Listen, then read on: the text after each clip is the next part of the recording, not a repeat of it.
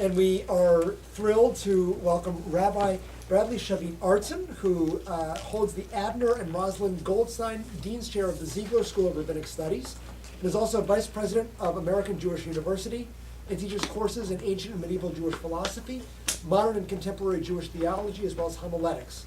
He received his doctorate in philosophy and theology from the Hebrew Union College Jewish Institute of Religion, focusing on the integration of science and religion and advocating process theology, which he'll share a little bit more about this morning. A cum laude graduate of Harvard University, Rabbi Artson was an intern for the United States Senator Alan Cranston and U.S. Representative John Burton. Before working at the Ziegler School, he served as the rabbi of Congregation Eilat Mission Viejo, California, which is a conservative synagogue, and then was executive vice president of the Board of Rabbis of Southern California and a member of the senior management of the Jewish Federation Council of Jewish Los Angeles. Rabbi Artson's on the board of several Jewish organizations and teaches students of all ages. He's the author of 7 books, many weekly columns in both print and online, and over 180 published articles. He's just published his newest book, which you can buy here. We have copies of this, called God of Becoming and Relationship, The Dynamic Nature of Process Theology. So please join me in welcoming Rabbi Bradley Artson. Thank you, everybody. Because I'm a rabbi and not a professional scientist, I don't have cool slides, for which I apologize. But I do want you to know that I'm from Los Angeles, and Dr. Weissman, we also have proto-stars. We call them waiters. They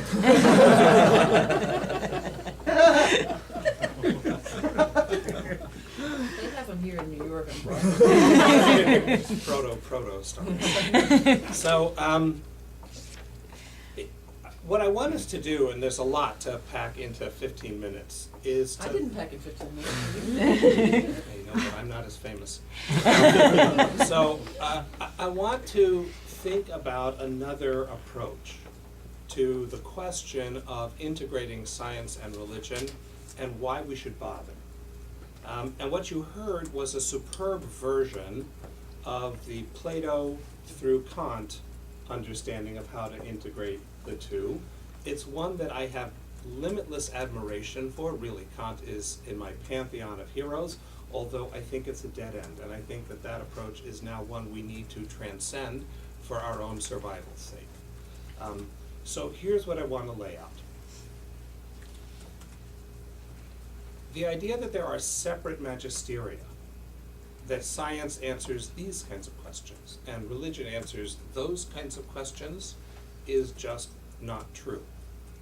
So scientists are all the time, as scientists, using value judgments to determine what kind of scientific research is worth pursuing and which kinds aren't, or what topics are valid scientific topics and which ones aren't, or notions you heard eloquently and persuasively put of which star formations are beautiful, or which galaxy is insignificant or marginal. There you're hearing values creeping in to the setting of a scientific agenda, to the pursuit of a research agenda, and science isn't value neutral, nor can it be, because it's got a direction, and because it's done by human beings, and because it's always embedded in a particular culture. Now, what I'm not saying is that there's a Japanese physics and an American physics and a Yemenite physics. Ultimately, physics has ways of speaking cross-culturally.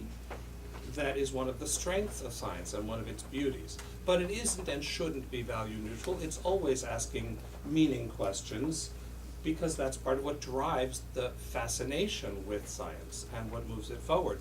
And religion has never, to my mind, restricted itself to questions of meaning, right? Every religious person I know has an opinion about whether the sea split, is there or is there not a God, do you survive death? These aren't meaning questions. These are not mere metaphors, although some people understand them as metaphoric. But most of the people who do them, who engage in them seriously, are doing it because of something bigger. They are in pursuit of truth. And I think that's what's motivating scientists also, is the pursuit of truth. So rather than fashioning separate magisteria that only work when you have theoretical science and theoretical religion, but don't apply to actual what scientists are doing or actual what religious people are doing. I'd like to look at the actual phenomena, and I'd like to build a different base. So here's what I'd like to propose, and then I want to step back and start again. I'd like to propose that what science has been extraordinarily successful at is the investigation of public and recurrent phenomena. And so the question is, are public and recurrent phenomena the only phenomena? Or are there other phenomena that are neither public nor necessarily recurrent? Everybody with me? Right? Now, I don't know about you, but I remember the first time I saw Ilana. I'm assuming you don't remember the first time you saw Ilana. If you did, don't tell me. It's not really a verifiable moment, is it? Where I looked at her at Friday night at Harvard Hillel, the last stanza of Adon Olam, and I said to myself, wow, that's someone I need to know. Now, that was based on no assessment of data that I was aware of. It was an intuitive leap, informed by 14 billion years of evolution, give or take, the 0.8 stuff. The universe is actually younger than I thought, which is bad because we're showing our age, so.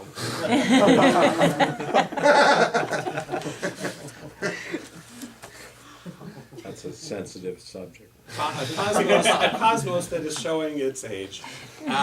So what I want to make an argument for is not for the old dichotomy of natural supernatural, which is the dichotomy that Plato established, that Aristotle advanced, that Kant reified, and that has reached a dead end. I don't believe that the universe is a dead machine. I do not believe that there are some items that occupy space and time, and then there are some items that do not occupy space and time, and we call those things spiritual. So the universe is a great big dead machine, but there's this Casper the Ghost we call God, and then the body is a big dead machine, or a little dead machine, and inside this dead machine, there's this Casper the Ghost called the soul. That kind of dualism is destructive on every level. I'll give you just two for instances. One, if the world is a big dead machine, then you can pilfer it the way you pilfer your toy chest. Right? That's not a moral issue, that's a survival issue. Right? But that approach to the universe as something to be exploited for our short-term gain is literally killing us. Right? So that theology teaches disdain for life and disdain for our bodies and disdain for the planet. It's something we can no longer afford, and it's no longer scientifically respectable, in my opinion. Right? It was in the time of Plato. Based on the evidence that they had, that was a reasonable way of accounting for the information. Hasn't been for easily 200 years. Okay, so if that's not the case, then rather than a bifurcation of natural, which is the dead stuff that occupies space and time, which by the way then produces an insurmountable intellectual challenge. If the world is made of dead particles interacting, then how do you explain that a tiny little percentage of it erupts into self-consciousness? Scientists and philosophers have been flinging themselves at that problem for 500 years with absolutely no success. Right? You can tell me how the neurology works, I know that. Right? You just can't tell me why wet feels like wet. You can't tell me. You can tell me the hormonal, what happened when I looked at Ilana across that hillel, when I will admit my attention was not really on the liturgy per se. But oh my God. Although it was a wow moment. Right? But what you can't explain is the feeling. And what science risks reducing itself to by holding to this dichotomy model is that rather than explaining the world, it explains away the most important parts of the world. What does it feel like? So I'd like to back up and I'd like to start from a different place. I'd like to say we are completely and 100% natural, we human beings. We are in fact the only part of nature that we experience from within. And so it is reasonable to extrapolate from us to the rest of nature with which we are continuous. That is to say then, I'm aware that I have consciousness.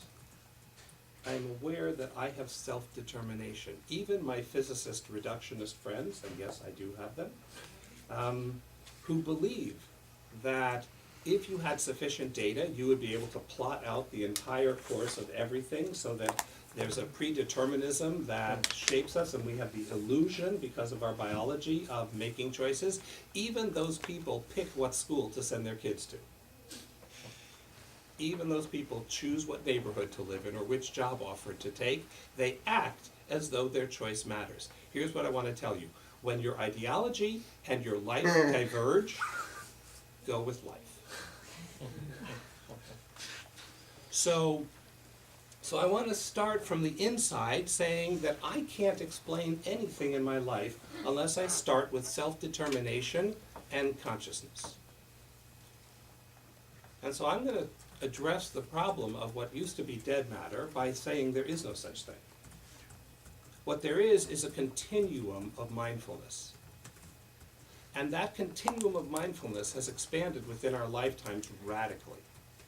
I'll give you two of my favorite examples. So my son Jacob, who is severely autistic, communicates with a technology called facilitated communication. You hold a keyboard to him. We started when he was 8 by holding his hand and pushing away from the keyboard, and he would push the letters. Speech is a very complicated series of micro movements, but this is one big major movement. So it's much more manageable for someone who has a movement disorder, which is what autism is. Well, we've now moved to the place where instead of having to hold his hand, we've been creeping up his arm for the last decade.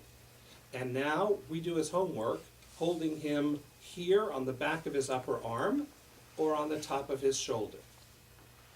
All those people who thought that autistic kids can't have a mind, don't have anything to say, we're now just holding Jacob's shoulder, and Jacob says, "Fuck you." I endorse that message. But the message has taken other places. So there was a guy in Scandinavia who was supposedly in a vegetative coma.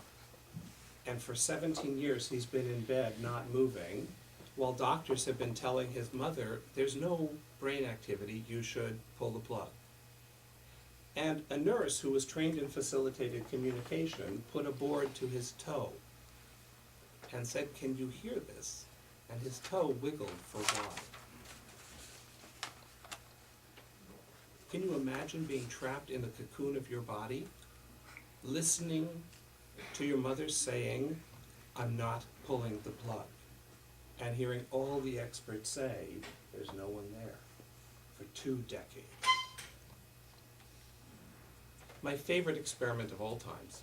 So, slime mold. Slime mold. There's a professor at the university in Tokyo who did an experiment with slime mold where he put them on a glass plate which had broth over it. Slime mold, when it's at a comfortable room temperature, will grow at a fairly constant rate. That's happy slime mold. When it gets cold, the slime mold retracts and stops advancing. It's a protective mechanism. You've done it in New York winters as well. So, that was culturally insensitive of me to say. So,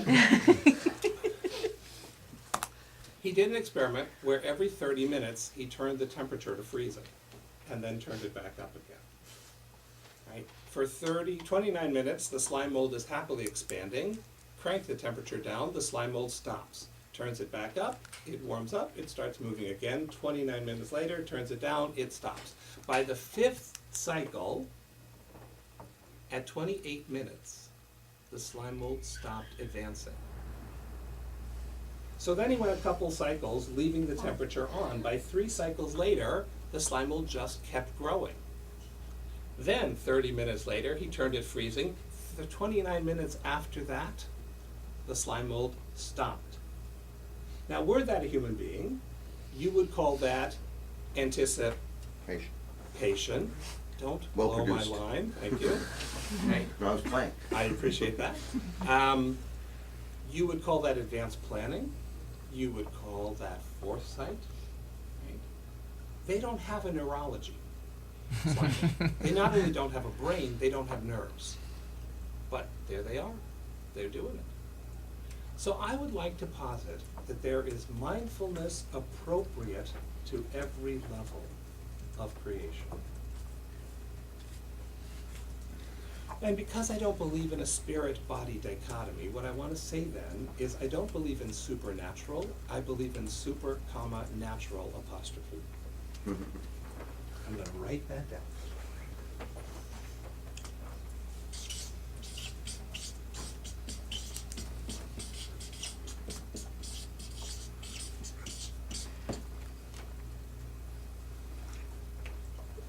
Nature, it turns out, is way more magnificent than the reductionists and the Newtonians thought it was. Nobody anticipated dark energy or dark matter, did they? But you can't read all that astronomy stuff now without finding out that the matter that we thought of as the only matter is in fact the tip of the Goldberg. It's just the bare essence. Right? And that most of what motivates our universe is imperceptible directly and unmeasurable directly. How's that for a conundrum? Now who's talking mystery? Right? We find out that 90% of the cells in your body are not primate cells. You, in fact, are an entire society. And you, like the Western economy, have farmed out the undesirable tasks to a whole lot of bacteria without whom, first of all, you'd lose a lot of weight, but that would be right before you died. Right? If you only relied on your human cells, your digestive system would collapse instantaneously, which is what happens to you when you take antibacterial medication for whatever bug you've got, and then you get sick afterwards. Right? So it turns out we aren't really solitary substances banging into each other on the outside. What we are is recurrent patterns of energy that connect with all other patterns of energy internally and instantaneously. And we are forever accommodating the choices of every other pattern of energy. Now I want to be clear here because people freak out at this. I am not saying that the electron sits there thinking, gee, you know, I've noticed that the neighborhood's crowded, I think I'm going to switch to a different energy realm. I'm not. But what I'm saying is that electrons make moves that respond to their environment appropriate to electrons. And molecules do that as well, and systems do that as well, and cells do that as well. And we think of ourselves as a single thing, but what you really are is a society. I am Camp Brad Artson, right? And I am an organized society that retains constancy over time while shifting over time. And I believe that's true of the cosmos as a whole, which means I no longer understand God as being outside the system. I believe that God permeates the system. And that God's permeating the system means God does not and cannot break the rules. God risked creating a universe that could be a partner in self-creation. And God infuses us with a vision of what is our optimal next choice, and then awaits our free decision. And once we decide, optimal, by the way, in terms of love, justice, compassion, experience. You know that internally. You know it internally. You don't need clergy or scripture to tell it to you. Although it helps to have a second opinion. Right? So we rely on each other, we rely on our traditions to help give us clarity about the lure that is already in our heart. That's why when someone teaches something that feels right, it feels right. It's like being gifted what you already have, but you didn't know you could. Right? And it seems to me that that's where religion and science need to meet. They need to meet in the recognition that we actually don't have separate questions. We have separate methods, but they're not so separate as interactive. Meaning, and I want to say this as clearly as possible, and because I'm a teacher of philosophy, I'm going to say it in philosophical categories. If I had to choose between the modern Jewish thinkers and the medieval Jewish thinkers, I will tell you flat out now, the medievals are my homies. Right? I hang with the medievals because Rav Sadia, who by the way said that line that Kant said, but he said it in 900 Baghdad and nobody gives him the credit for it. If you say it in German, you get much more credit. Right? Rav Sadia, Maimonides, these guys asked big, universal human questions using Jewish tools to fashion their answers. But the modern guys switched it around. They ask itty-bitty little Jewish questions using universal academic tools to address those questions. Jewish survival, Jewish policy, Jewish political organization. Yuck, who cares? Really? I mean, I care about Jewish survival, don't misquote that. But Jewish survival will never happen from people whose primary agenda is Jewish survival. Right? What we need to be doing is pursuing wisdom and humanity. And it turns out Judaism, like Christianity, like Buddhism, like Hinduism, like Jainism, like secularism, and Baha'i, of course. I've been to the Baha'i temple in Haifa, beautiful place. All of these traditions are pictures of a reality with which we participate and interact and distill. All of them fall short of the reality that they are in relationship to, but without them there's no way of relating to the reality. And that's true for science also. Science is incredibly successful at addressing a particular method. But even the scientist have to go home. And even the scientist has to say, I love you, honey, and I want to take the kids to the beach, and do all kinds of things that give life meaning that will never be reducible to science. And even the most fervent of faith people need to take their antibiotics all the way to the last date. Because whether they believe in evolution or not, the bacteria do. So what I'd like to propose is, what science can do to religion is call out of bounds certain reality claims. When religion makes certain claims that are not simply in the realm of plausible, but makes claims that are simply false, then science's legitimate role is to say, look, here's the data, what do you want to do with that? You want to say the world is 6,000 years old? We got a problem. That was for you.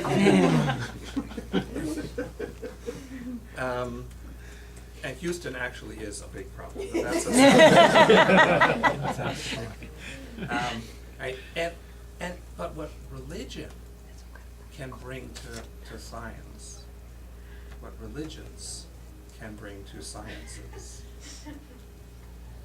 is that it's okay to have wonder, that it's okay to intuit beyond what you know, that meaning is a process because reality is a process, that we are all connected to each and to all, and that a faith rooted in those perceptions, a faith that won't lie in public, is one that rises above the chilly and frenetic debates. I was on a debate with Sam Harris and Christopher Hitchens, one of the least pleasant nights of my life. Because they weren't interested in understanding, they were interested in scoring. Yeah. But that night, I had easily 50 atheists come up to me and say, you could be my rabbi. Because there is a human hunger, not for dogmatism and false certitude, but for joining the flow, for being in the process and taking a moment to appreciate it, for savoring our instant of consciousness in that vast cosmic space-time bubble, and for taking our place in saying, the great thing about the cosmos we live in, apologies to Sagan, is there is no center to this universe, nor then is there some backwater. And geography aside, I think our sun is the coolest star in the solar system, the coolest star in the cosmos, because here we be. And any system that could self-create such a thing is permeated with a spirituality that we need to embrace to be able to be fully human.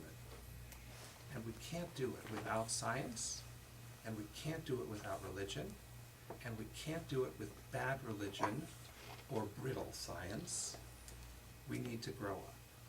Thank you.